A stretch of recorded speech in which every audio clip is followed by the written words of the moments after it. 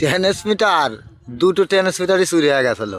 খালি খোল রেখে দিয়ে গেছে, একটা করে নামাচ্ছে আর একটা করে নতুন নতুন নতুন শোরুমে তুলে আসছি আমরা।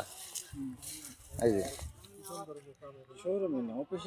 অফিস, হ্যাঁ দুটাই নতুন। এই যে আর একটা আছে এখানে,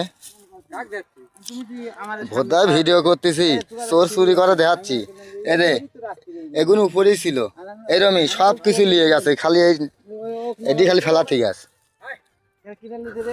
এই যে নামাচ্ছে একটা খালিতা, এটি দরাবপুর ব্রিজ। এই যে ব্রিজ